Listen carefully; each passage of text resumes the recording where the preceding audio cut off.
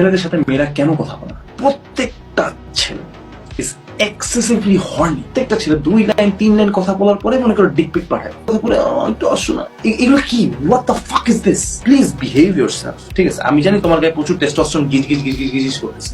you want to bang her, so do I, so do every man। প্রত্যেকটা ছেলে এটাই চাই মনে মনে। তোমার কি মনে মেয়েটা জানে না? মেয়ে কিন্তু জানে, কিন্তু তুমি যদি এত ইজিলি তোমার কন্ট্রোল হারাই ফেলো, that's a sign of a weak man. যখন তুমি কোনো মেয়ের সাথে প্রথম অ্যাপ্রোচ করতেছো, do not give it out this easy. তাহলে মেয়ের মাথায় কি যাবে? আমি 2 লাইন টেক্সট করছি, একদিন ফোনে কথা বলছি, আর ছেলে পাগল হয়ে গেছে আমার জন্য। এই ছেলে যে কোনো মেয়ের জন্য পাগল হয়েছে, তার মানে he is not an achievement. একে পাওয়া কোনো অ্যাচিভমেন্টের পর্যায়ে পড়ে না। তখন কি? তখন তুমি মেয়ের কাছে ডিভ্যালুড হয়ে যাও। এই জন্য মেয়েরা তোমার আর পাত্তা দেয় না। এখন বুঝছো মেয়ে তোমার কেন পাত্তা দেয় না? You are very easy to Impress.